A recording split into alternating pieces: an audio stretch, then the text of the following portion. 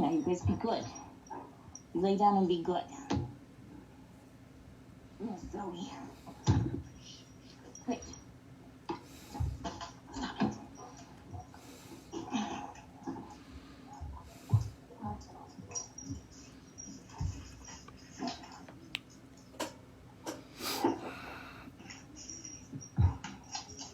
You're gonna be good. What's up, everybody? It is me. It is D to the J with a roll away. It is 2 o'clock Eastern Time, and it is time once again for Wednesday, and my CP does not define me. I'd like to welcome everybody to coming into the show. We've got a great one today. We have a special guest. Hello, everybody, as you come in. We've got Miss Jody, and actually she's on Skype with me right now. Hi, Miss Jody. How are you?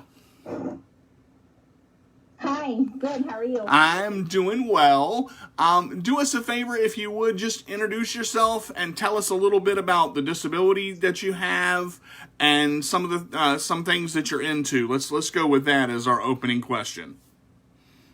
Well, my name is Jody Novak, and I have hemiplegia type CP. I just want to start off really quick explaining that you guys will discover that my voice is going to go funny every 2 minutes, and that's because I have the vagus nerve stimulator, which it gives me shock therapy for my seizure disorder, and it vibrates the vocal cords. So if my voice goes funny, just try to ignore it. And if you hear little Miss Yellow in the background, she's our cockatiel. She likes to whistle. Try to ignore her as well. But about myself, I am 47. I was born with hemiplegia type CP, and I was also adopted as a child. I have a significant other, and I have two dogs, 2 birds, and 2 cats. So I'm not sure what more you want to know.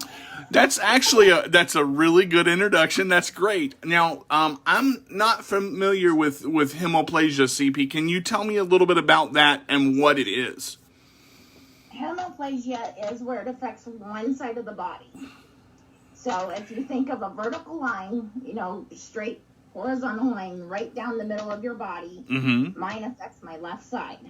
Okay. A lot of people, it'll affect their right side. I've also got a lot of kitchen gadgets I think that we're going to talk about that I use because I'm one-handed. Okay. But I don't have the full capability of my left hand or arm. And my hips are a 1/2 inch off. When I was born, they were 1.5 inches off. And I went through Shriners and they did a lot of cord lengthening surgeries, moved some tendons around on the side of my ankle because my foot used to turn in all the time, my left foot. And so I trip over myself all the time. They also clipped a tendon on my right wrist so that I could bend my wrist back. I could never bend my wrist back before the surgery was done back in the early 80s. And but hemiplegia, it affects the left side of the body. Sometimes it's the right. For me, it's the left. And I do everything right-handed. Okay. Now, are you able? Now, you said that you don't have full use of your left side. So, are you able to use your left side some, or are you not able to use it at all? Oh, I'm able to hold on to some things. I use it mainly for to hang on to dishes or for mobility.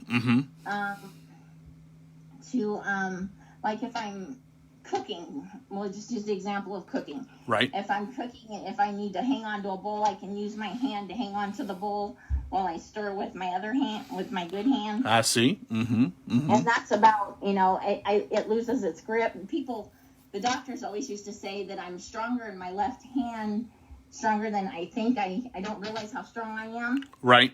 And I have very poor circulation, so I'm cold all the time. Now they told me with my CP as well that my side is my dominant side. My left side is my dominant side. So that's definitely something that I can understand as well.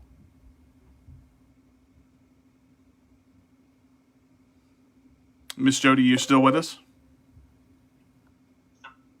Yep, I'm still here. Okay, we lost connection for a second. Okay, so what I was saying was, it seems that that with CP it affects one side more than the other, because my good side is my left side, but my CP affects both of my sides, but it does affect one side more than the other. Yeah, and hemiplegia, it affects usually one leg and one arm. Mm-hmm. And then I have brain damage in the upper right and lower left part of my brain. Okay. So, and that's what they believe, also coincide with the seizures. I was also born with an epilepsy disorder. Okay. When I was a child, I had grand mal seizures. Mm-hmm. And as I got to be an adult, they turned to petit mals. So after my children were born, I've got 2 grown boys. Mm-hmm. And when I got pregnant with them is when the seizures came back. I actually was seizure free for 6 years. Wow. I got put on clonazepam, also known as Klonopin. Mm-hmm. And it was like a miracle for me. And they were gone just like with the snap of a finger. The seizures were gone, and then it got immune to my system. Mm-hmm. And I got pregnant, and the seizures came back. And with my first pregnancy, they left after my oldest was born, but when my second one came along and I got pregnant with my second child, they never left. I see. And I I've see. been fighting petit mal seizures Now, if for 21 years ago, he'll be 21 at the end of this month. And so it's been a long road. I can understand that. Now, again, for those of us who don't know, hi everybody, welcome as you're coming in. Hey Miss Wilson, hey Michael, hey Jill, how are you? The grand mal seizures are the bigger ones, and the petit mal are the smaller ones. Is that correct? Correct. Yes. Okay. I like to explain it. I'd explain it to the kids all the time that grand mals are the ones that make you look like you're flopping around like a fish. Mm-hmm. They're the vicious, violent type seizure, and Mm-hmm. the petit mal can be as much as a blank stare, or possibly like lip smacking, or something small and tiny. Mm-hmm. And they after I got done with my second pregnancy, I got put on Lamictal, which is what I'm on now, along with the shock therapy of the vagus nerve stimulator. Mm-hmm. And the vagus nervous stimulator actually is going to be a substitute for medication. And it has helped me tremendously. Mm-hmm. I've actually been able to cut my meds in half. Oh, good. These meds in half over the past 10 years. I'm on my actual second machine right now. I had my first machine put in 10 years ago. Okay. And my second machine here, it'll be a year in September. But I have actually been able to cut my seizure medication in half. And since I got the vagus nerve stimulator, so. Okay, that's awesome. For me, Yeah, that's really good.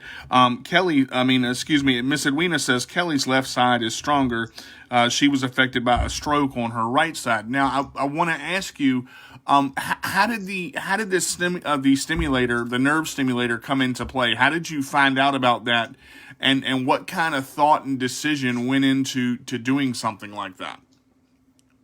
I was having petit mals pretty much nonstop.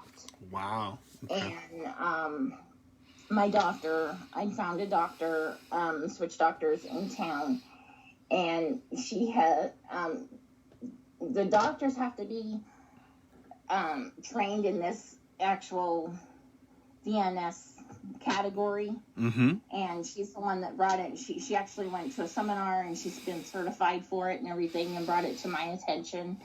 the other doctor that I had wanted to do brain surgery on me. And I said, you are not touching my brain. I'm sorry. No can do. He wanted to remove the part of my brain that was having the seizures. And I was like, no, you're not touching my brain. Right. And so I found a new doctor, and she mentioned the vagus nerve stimulator, which is, it's not brain surgery. What it is, it's where they take, the generator is like a pacemaker. So it's basically a battery that is implanted right below the collarbone, and then there's wires that are connected to the vagus nerve, which is on the left side of your neck, and that's one of the main nerves in your body that goes all the way, through your body, and it's clamped there. It's like it's kind of like a little spiral clamp, and they clamp it. They make this little incision and they clamp it around the vagus nerve, and then the wires are connected to the generator, which is below the collarbone. And then 2 weeks later, they let the body adjust to the machine. Some people it works, some people it doesn't. It depends on if your body is going to be receptive of the machine or not. So it's a, up in the air type of surgery. You don't really know if it's going to work. It's a risk, you don't really know if it's going to work until they turn it on. Right. But doctors are very knowledgeable about this, and my doctor had said you would be a very good candidate for the VNS machine. And a lot of the times it depends on where the seizures are actually, because there's different types. There's like focal seizures. Like I have a little niece that she goes into a seizure and she goes blind. And they just got done implanting this in her. So it depends on where the seizure activity is actually at, what, hemisphere or whatever they call it. But that is the decision that went into it, was so that, I wanted to have some kind of substitution. I wanted I wanted a substitution for medication, but at the same time, I wanted to find something to help, kill these off or make them die down or something. Right. As, anybody who knows anything about epilepsy also knows that hormones, especially in girls, hormones have a lot to play in it. Right. Pregnancy, as far as I'm concerned, my pregnancies messed me up. Right. I had a friend that I knew him until he was 18. We went to school together. His name was David, and he had seizures. He had the brain operation, but where they actually cut the section that he had this, where the seizures were located, and he hadn't had them for a year, and then he had one, and he had to start recounting. But I can definitely understand the difference in not wanting to do that, and and thinking about really what you want to do. I see where you're coming from with that. So do you feel like it's helped you a great deal? I mean, aside from cutting the medication in half, has it slowed them down the way you want them to slow down? Yes. Okay. Yes, I would say they probably have cut in half compared to what they were. Like I said, after my second pregnancy, they never really stopped. Right. So, they were kind of like ongoing, and I think that they've died down. I don't think I have them as much.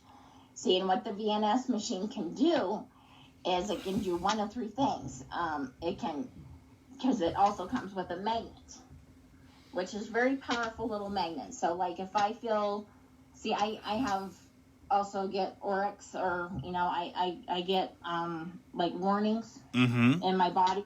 I call it my wave. I can get a wave, and it starts at the bottom of my ankles, and it comes up, and then it'll go back down before a seizure actually will strike. Wow. So a lot of the time I can and I can actually feel them happening when they happen. But like if I catch it in time, I can grab my little magnet, and if my machine hasn't gone off yet, or if it's in the middle of the 2-minute mark, like right now we got it set to go off every 2 minutes,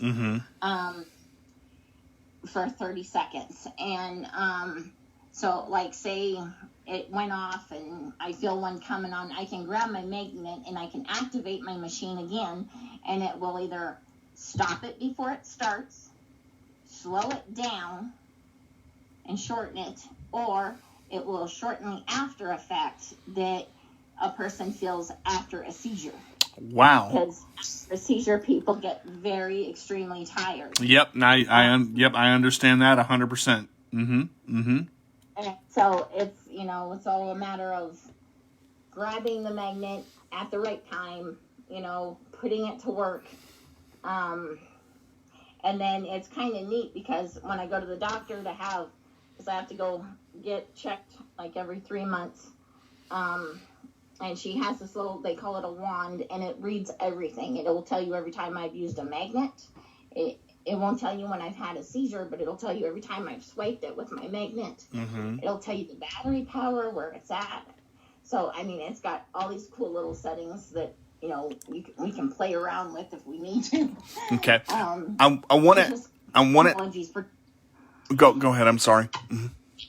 No, I just said technology's pretty cool. Yeah, that's very true. It's come a long way. I want to ask one more question about the epilepsy part of it, because I know this is a big one for a lot of people. Hey, Josh, thank you for tuning in with us. We appreciate it. Again, good to see everybody as you come in. Now, some people, like I talked, my friend could kind of feel when a seizure was coming on, and he could tell that he needed to get to a safe area. Have you always been able to feel when a seizure is coming? Can you maybe talk about how you learned how to tell that one was coming? I could not always tell. Like when I was growing up, when I had grandmas, they would just hit. Mainly would hit at nighttime. It wasn't until I became an adult and they turned to petit malls. It's kind of like you can what I did was I it was like I got in tune with my body. And I felt like these weird things and weird feelings, like I talk about my wave, I got this like weird, it kind of like, when you go down a hill really fast or you're on a roller coaster and your stomach kind of drops and you're okay. The feeling, that's kind of what my wave feels like. And, I just kind of tuned into what my body was doing, and was listening to the cues, if you will, I've heard it, put that way. You just have to kind of tune into your body and listen to the cues that your body's giving you. And I never know what kind of day I'm going to have. Right. I wake up every day not knowing what kind of day I'm going to have. Am I going to have a good day? Am I, going to have a bad day? Am I waking up, lightheaded, dizzy? Do I feel does my body feel off? Like maybe it's possibly a little dehydrated.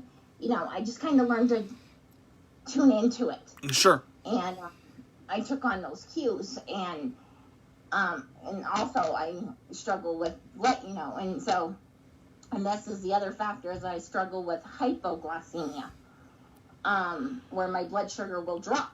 Right. So I never know, and I think that's what really, and because I had gestational diabetes with my second son, and just recently the hypoglycemia that actually runs in the family has been trying to bite me and take over, and but I got to learn to be in tune with my body of what it was doing.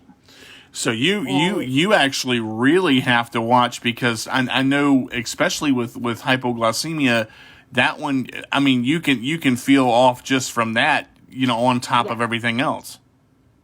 Yep. And and I've got magnets everywhere. I've got with the Vegas Nerve Simulator, it comes with 2 magnets, and I've got like 4 of them hanging around because I lost one of mine. But the kit comes with 4 or 2 magnets, and so like I've got a magnet in every room. So I got a magnet like next to my bed. I got one on the refrigerator. I've got one in my car. And it's just it's common sense. If I'm feeling off and I know I'm not doing very good, I obviously don't get behind the wheel of the car. Right. I only drive if I absolutely have to. I don't go run around and do, a bunch of stuff. I do drive. I do have my driver's license. I do drive.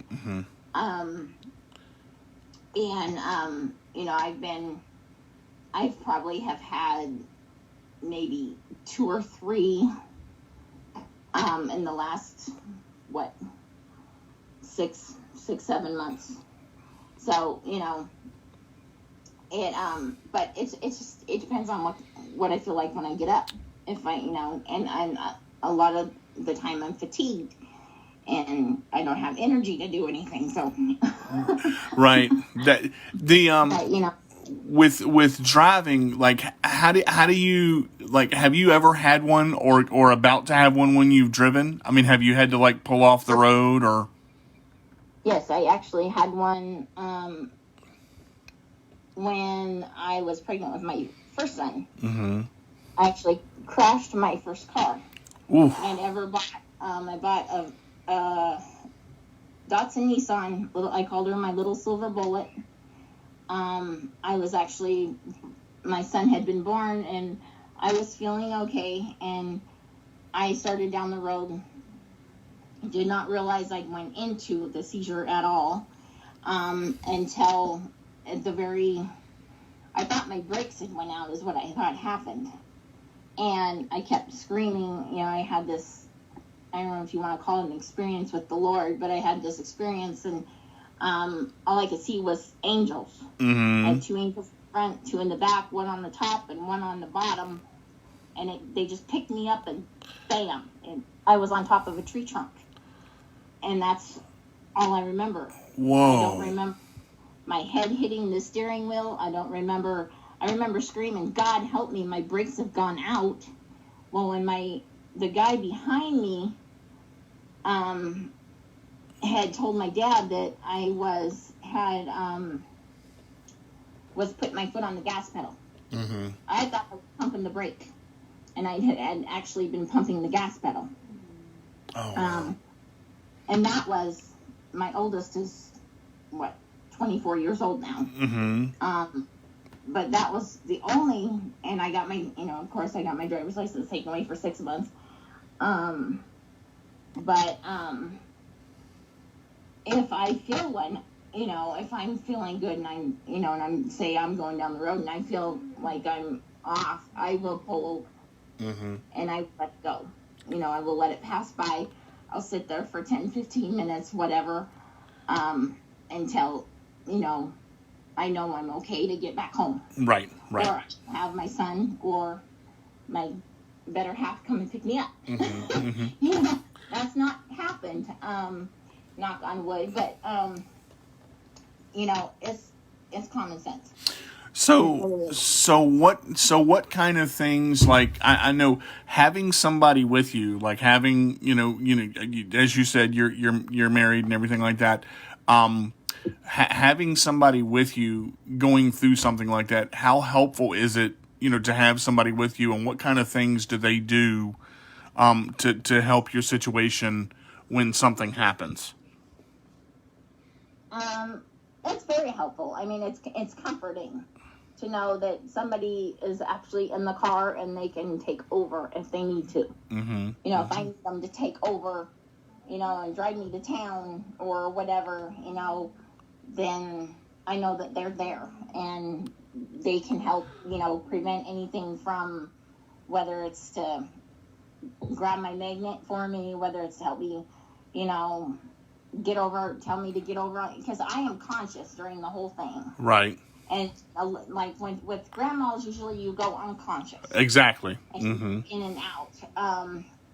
But with petit mals, I am conscious through the whole thing.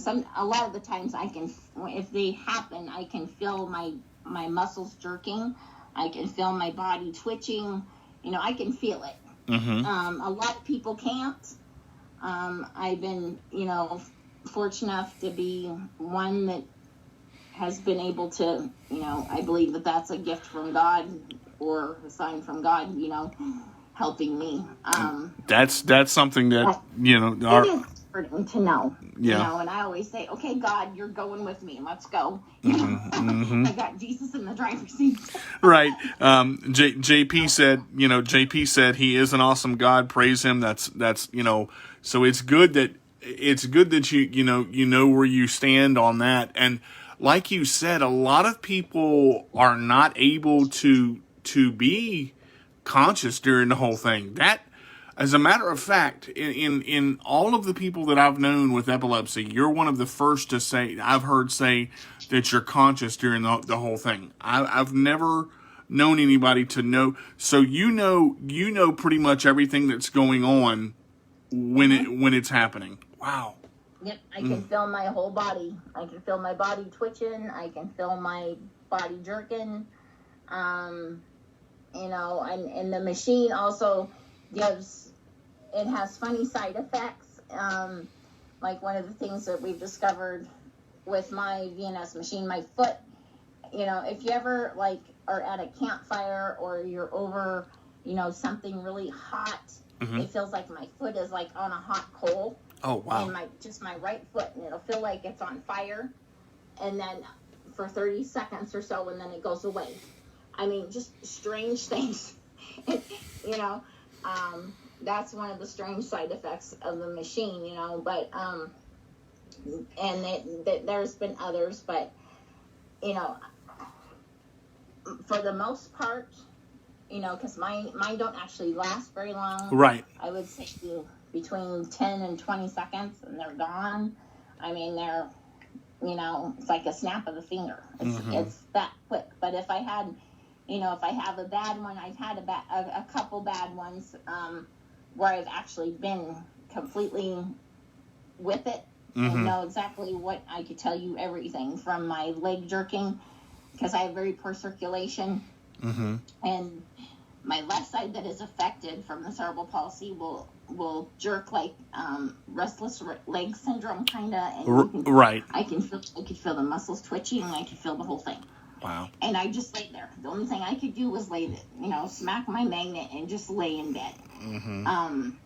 And that's usually the first thing I do is I grab my magnet and I usually lay down or get in a safe place.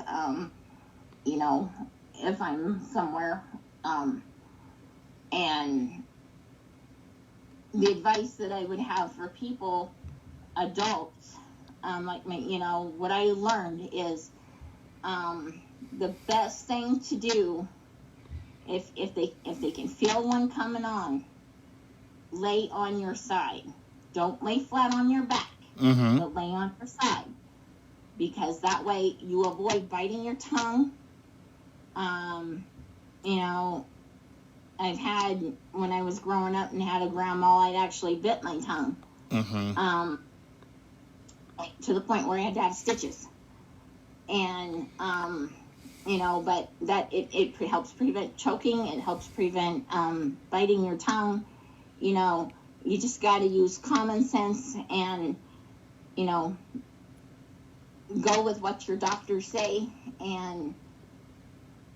But that would be my advice, is to lay down, but lay down on your side. Don't on your back. Yeah. Don't lay on your back if you can, and hopefully, somebody, and not all the time is there somebody here with me. Right. Sean works a full-time job. I'm here with my animals. My little lifesaver, we got, I got my little Charlie 3 years ago. He's my little puppy that you've seen on Cerebral Palsy Sunrise. He's the black and white dog. Right. And then little Zoe which we got a year. She's a year and a half, almost 2 years old. She'll be 2 in November, but she's been she's like my little therapy dog. Mm-hmm. She lays right beside me. She knows when I do not feel good, and she's not certified or anything. She's never been through training, but she will lay right beside me until it's over. She knows. It's just like in her head's like right on my leg, Right, or yeah. her head on my arm and my hand and just wait for it to go. So she stays with you the entire time. Mm-hmm. Mm-hmm. Yes. Yeah. One of our viewers that's actually watching right now, Cindy, said, "Boy, can I identify with this show since my seizures are just like that." So yeah, this is something that's helping a lot of people right now. You mentioned CP Sunrise. Now, how did you get involved with Jamie, and how did you decide to become an admin of Cerebral Palsy Sunrise? Well, I was strolling through Facebook one night, and the word CP caught my attention. Cerebral palsy is what caught my attention. Didn't really pay attention to the Sunrise part. I thought, that's interesting. And it was one of her earlier shows. I want to say it was like December, I think, maybe the end of November. It was one of her earlier shows. I was actually interacting with one of the other people that was in the live with her. He was also talking about seizures, and I was mentioning my vagus nerve stimulator. But I really, I really can't tell you what we talked about or what she was talking about on that episode. I don't really remember that far back, but I do remember writing her after and telling her how much I enjoyed listening to her and, what a good job I thought she had done and everything. And right. Next thing you know, we were talking on Messenger. We become good friends, and she's the one that made me a part of the team. Right. Mm-hmm. And so, and I think it's because of the secretarial skills that you guys all love. Well, it's like God made my brain. you have done a lot for Cerebral Palsy Sunrise. That is surely a fact. So you kind of took to it like a fish took to water, really. Here's an interesting one. This one you'll enjoy. This little story you'll enjoy. Okay, I do everything one-handed. So I do have a lot of kitchen gadgets that to help me aid when I cook, because I love to cook. But when I was in junior high, my 8th grade teacher, her job was to teach me how to type. Mm-hmm. I can type 30 words a minute with one hand. Wow. You're going, how the hell do you do that? Yeah, that's... What she had done is she had revamped my keyboard. She made my main keys F, G, H, and J. Wow. Right smack in the keyboard. Oh, wow. And so I learned my letters from those 4 letters. And I was actually timed a while back on a typing test, and I still got 30 words a minute. And and that was a long time ago. I've been out of high school for a long time, guys. Like 28 years. So do you use the one-handed keyboard, or do you use the full size? The full size, the standard. Oh, wow. Okay. The standard keyboard. My main keys are F, G, H, and J, and I just go all over the map, all over the keyboard from there. That's awesome. That's awesome. And so yeah, but I thought that's just an example of one of the things that I do with one hand. Mm-hmm. Another one is the cooking. I do a lot of lifting and stuff like when I put stuff in the oven, and it's usually with one hand. Mm-hmm. Well, yep. That's actually something we're getting ready to talk about here. That was one of my next questions. How did you, everybody gets into cooking for different reasons. Some it's family, some it's, I watched my grandmother when I was little, especially using one side. How did you get into cooking, and what kind of things kind of inspired you with the cerebral palsy that you have to really delve into it? Because I've seen all your cooking videos and stuff like that. How did you get into it? Well, I was taught a little bit when, I got out of high school and everything, and I had actually had back then we had home ec. Mm-hmm. Yep. And that's kind of where it started. But then I found my biological mother, mm-hmm. When my oldest was like six or 7 months old. Mm-hmm. And, 24 years ago, actually, and we've had a good relationship for the last 24 years, but I met my grandmother and my great-grandmother, and my grandmother is a actual certified chef. Oh, wow. She went to culinary school down in Billings, Montana. Okay. And she asked me, she said, so, because a lot of it was a bonding process, I think, for her, because she missed out on my childhood. Sure. Mm-hmm. And so it was her way of making a mark on me, and making up for all the times that we lost. And she said, now, if you ran out of noodles, what would you do? Well, obviously, my answer was, well, I'd go to the store. And buy more noodles, yeah.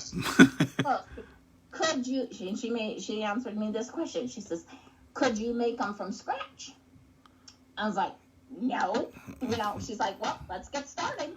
And I went down and to my grandma's. My grandma actually, at that time, she lived down in, on the eastern part of the state of Montana, in a little town called Forsyth, and we sat in her kitchen and we cooked everything from scratch for 2 weeks. Wow. That woman, and she had me in her kitchen, and I was making egg noodles from scratch, biscuits and gravy from scratch, cookies. I mean, you name it, I was making it. And I come home and I just kept it up. And, and I was able to, because I was a fairly new mom at that point, obviously. And, and then next thing 3 years later, my second one come along, and every day after school, when they got into be school age, they'd come home to a fresh plate of cookies. Wow. And they'd walk into chocolate chip cookies, peanut butter cookies, whatever I had in the cupboard. Right. I always had a plate of cookies on the oven for them. Well, and, that is awesome. That kind of brings two questions to mind. Now, you mentioned, being able to transfer things to the oven and pull things out of the oven. And I want to ask these in this order because, you said you were a new mom at the time, when you were working with your grandmother and everything like that. How do you transition taking heavy things out of the oven with one-handed? And how did it affect you being a mom, being able to use one side? What techniques did you learn to help take care of your little ones? If you can answer those two. Ever since I was little, that all goes back from when I was a child. I have always had to watch other people do things, and then I figure out a way to adjust it to myself, and an example, the keyboard.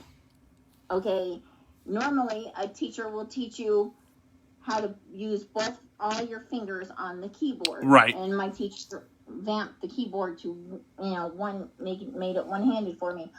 I, cook it like anything else, whether it could be enchiladas, it could be a chicken casserole. I'll usually take a pot holder and I'll go grab the middle of the casserole pan and pull it out that way. If it was too heavy, I would have, like if I was doing something big like a turkey or something, right. I would get a neighbor, or because I was a single mom, I did live, I was married. My first marriage had failed, and but I mean, he was around every once in a while, I would grab my ex-husband or whatever if he was home. But if he wasn't, most of the time I was at home alone with my 2 youngins. And, I just learned to adapt to different things. I have enough strength and enough capability that I could actually grab a roaster and,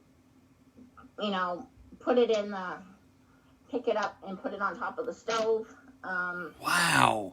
If I needed help, or if I felt that it was too heavy, I would, depending on my son's age, my oldest, I would either, when he was old enough, I would get him to help me pull it out or whatever. Right. Or I could go get help, or, it's, and then I got to the point where I started cutting things down, and like putting them in like 2 casserole dishes instead of one. But ever since I was little, what I've had to do is watch other people do something two-handed, and then I had to figure out how to do it. Because you got to remember, I was all by myself. I actually went to school with 2 other people with cerebral palsy. Mm-hmm. One was older, one was younger. So I was kind of by myself. And I had to figure this, like we all had to do back then. I think I had to wing it and just figure things out. And, and I just adapted, on how to do different things. That's about the best answer I think I can give you. And, I mean, that's a great answer. Because I use a roaster myself, and I have the, because most of the roasters come with like the rack that you take the turkey out and sit the turkey on the stove. I would, to be able to do that with one hand. I mean, the only thing I could maybe think of is to take a wooden spoon and slide it across, and use the wooden spoon to pick up the whole turkey, because picking up that whole roaster with one hand is almost impossible. That thing weighs a ton, especially with the turkey in it and the stock in it. Man, wow. I'm like...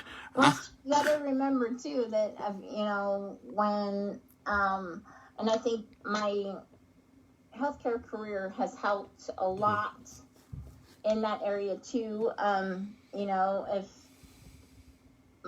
it's like muscle strength training, you might be able to relate to this with doing like your taekwondo and stuff. My youngest is in taekwondo, and they do a lot of strength training. But I am a PCA, a personal care attendant. And so when I was working at the nursing home, I had to actually leave the nursing home, which broke my heart, because I actually walked the cartilage out of my hip bones, kid. I'm telling you. Wow. And just walk your cartilage away. Woo! That's a lot of walking. Need to get out of that job for, now. But I used to help lift people up.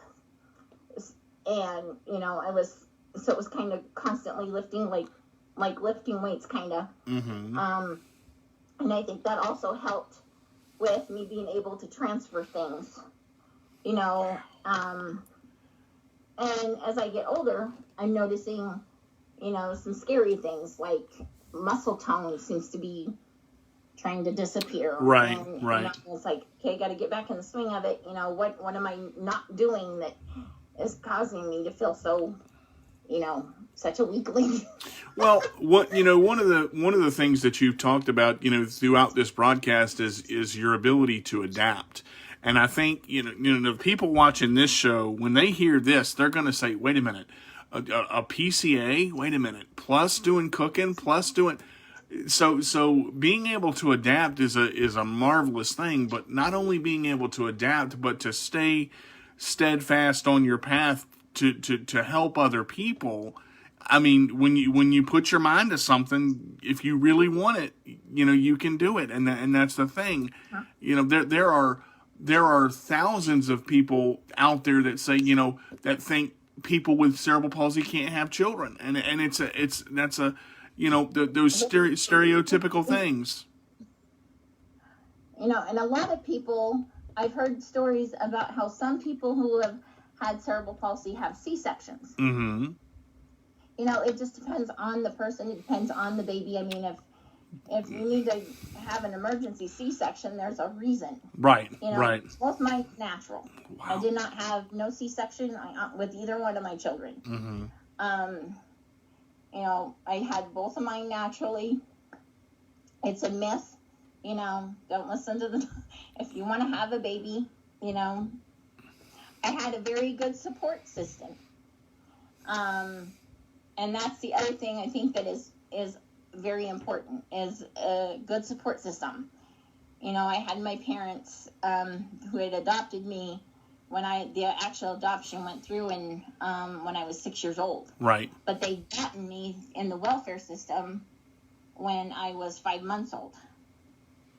So it was like I was always theirs. I was always there, you know, with my parents. But I had and I still do have a very good, strong support system. Mm-hmm.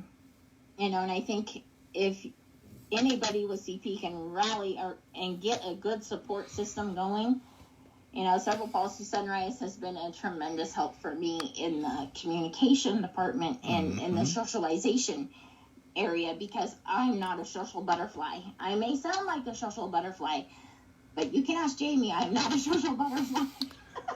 What it's, you know, and I've talked to you a couple of times, and it's like you're always, what I notice about you is you're always willing to help somebody. I mean, you've come on my show and written things down for me when I'm talking, which is so. Somebody, I don't feel like I'm doing anything. Right.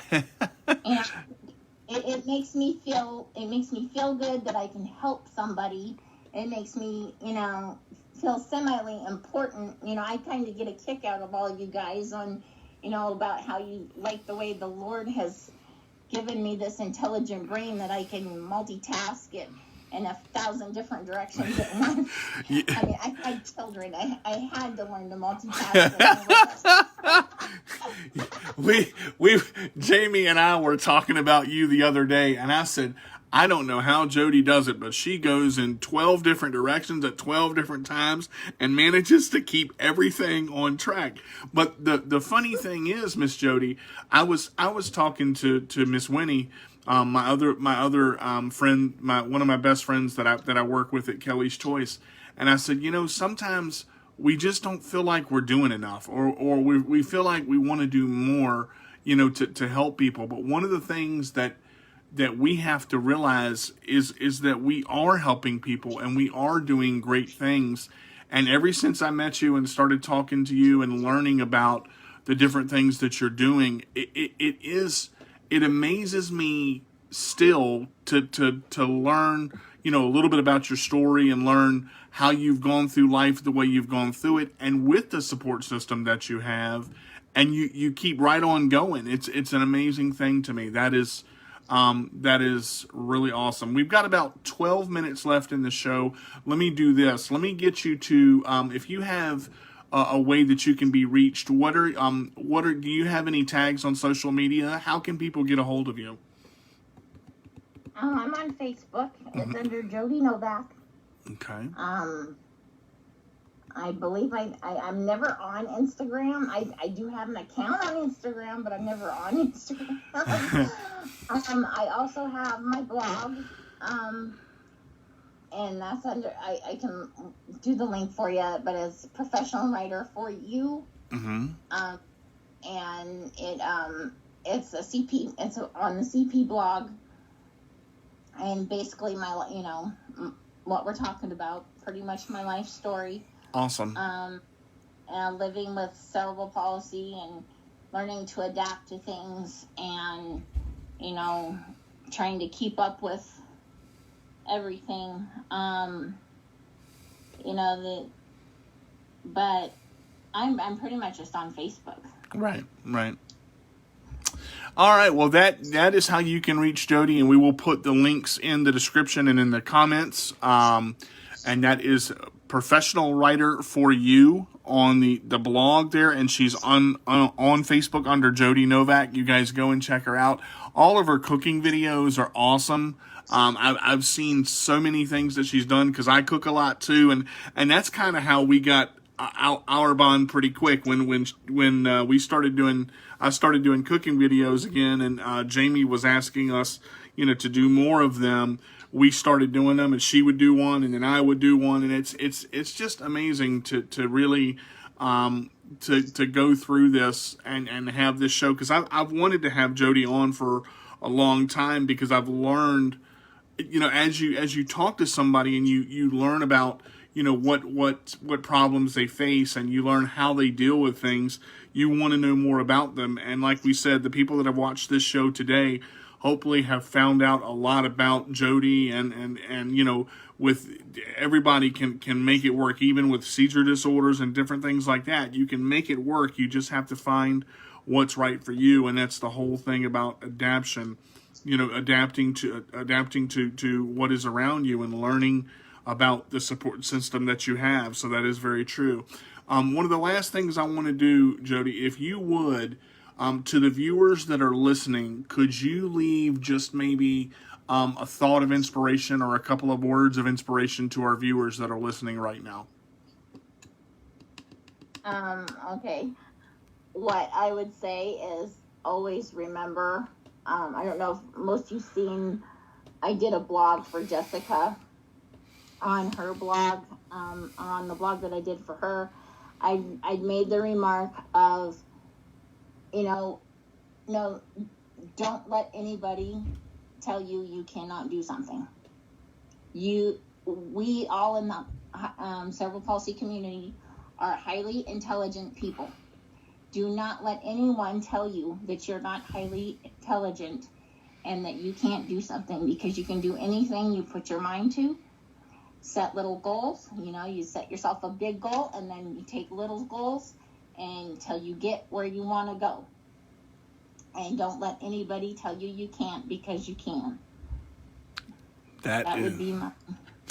That's amazing. That right there is, and I guess you and I think along the same wavelength. A lot of the things that you learned growing up, don't let anybody tell you can't do something, or you're not intelligent. You can do anything you put your mind to. That's a lot of the things that my mom told me when I was growing up. And we as a people, I think the stereotype is, oh, they have CP. Let's just go past that. And I think seeing what you've gone through, and seeing, hearing a little bit about your life story and what you've accomplished, kind of blows that stereotype to pieces, which shows you can do anything you want if you want it bad enough. Thank you so much for being on the show today. I've really enjoyed having you. It's been a great show. Guys, I want to tell you, you can reach me on YouTube, My CP Does Not Define Me. You can reach me on Instagram also with My CP Does Not Define Me. My blog is CarterDJ85. It's Wix/ myblog1. So you guys can reach me there. I'll have that in the comments as well. My blog is posted on Facebook as well. So I want to thank everybody for tuning in today, and we really, really had a great show. If you can't be good, be bad, but be good at it. Thank you again, Jody, for being with us, and we'll see you next. I enjoyed this. We will definitely see you next Wednesday at 2 p.m. Eastern Time. If you would like to email me about being a guest on the show, you can also email me at carterdj85@gmail.com and the Sports Minion Radio Show at yahoo.com. So thank you guys for tuning in. Take care and have a great one. Goodbye, everybody. Bye-bye. All right, that was...